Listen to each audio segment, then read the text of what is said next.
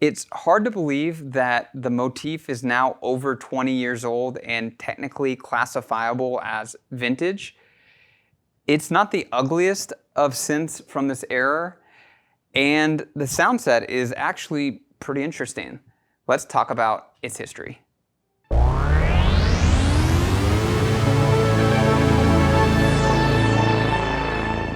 Hi, I'm Zach Marr from Alamo Music here in San Antonio, Texas. You can find us online at alamomusic.com. If you haven't already, hit the subscribe button, turn on your notifications. This is our Alamo Sound Lab channel where we talk about all things music tech related.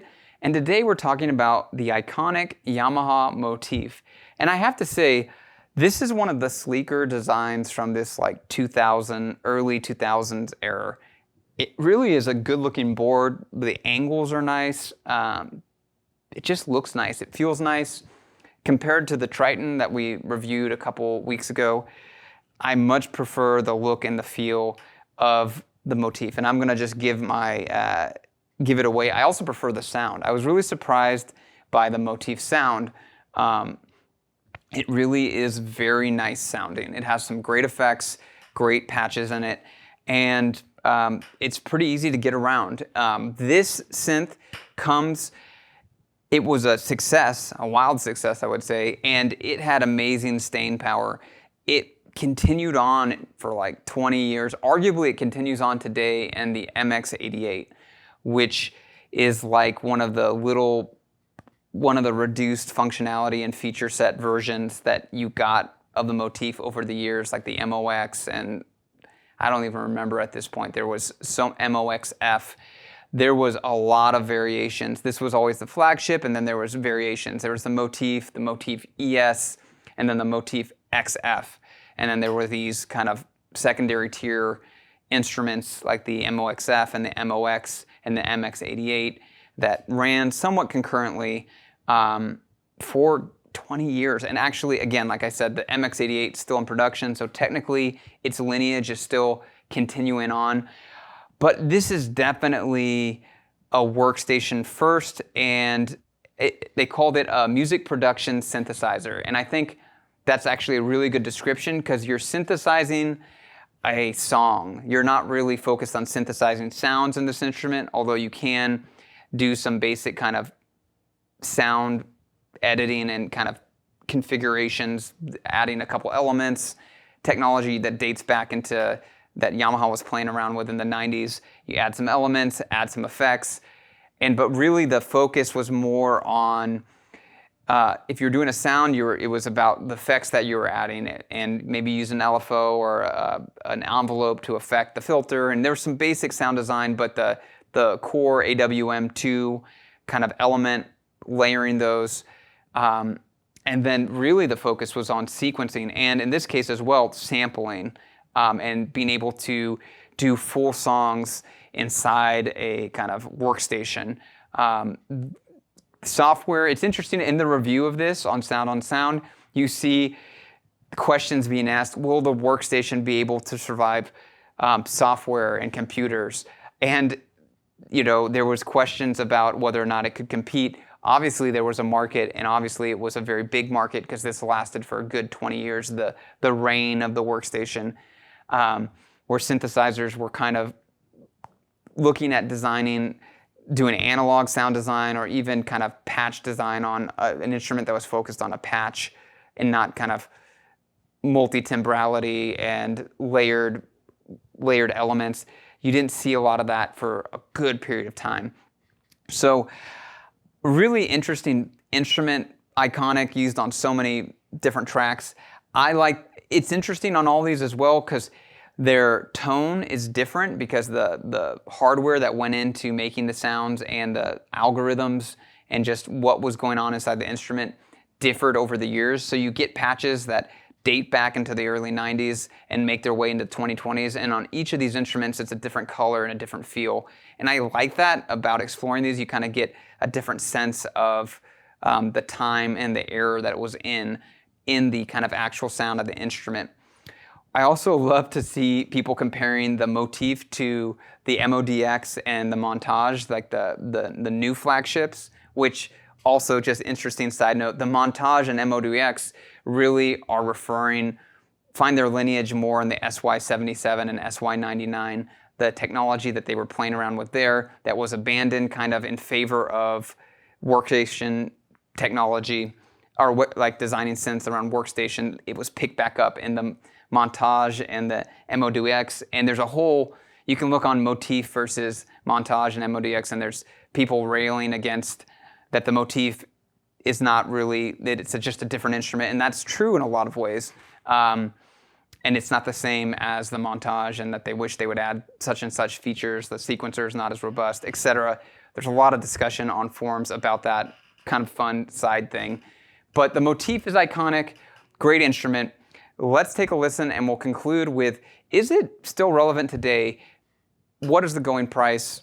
Is it still something you should find in a studio? Will it be collectible? Let's take a listen.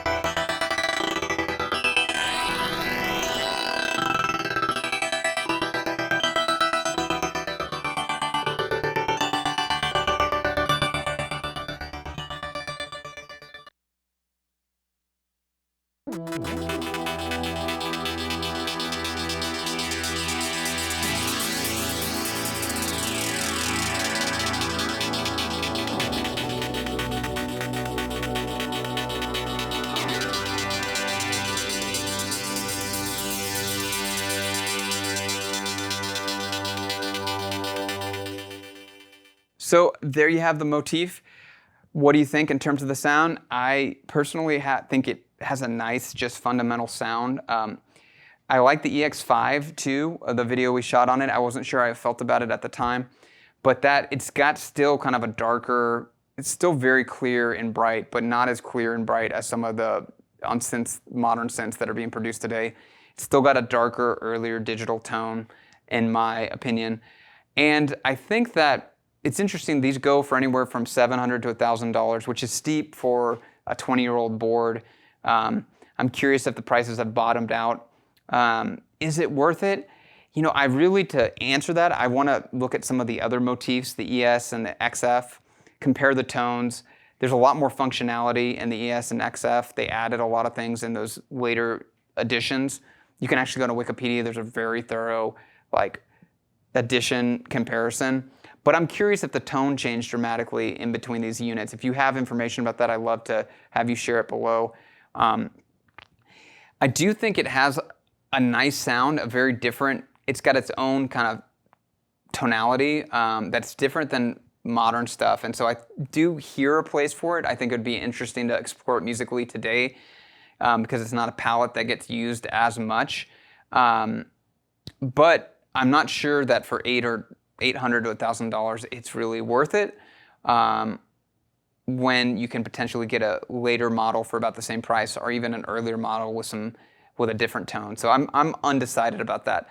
What are your thoughts? What details did I leave out? What do you love about the Motif if you're a heavy Motif user? Would love to hear your comments. Continue the conversation below. Again, if you haven't already, hit the subscribe button, turn on your notifications, and if you'd like to talk more, find us at alamomusic.com. We'd love to chat with you, email, talk to you on the phone. Love to see you there, and thank you for watching today.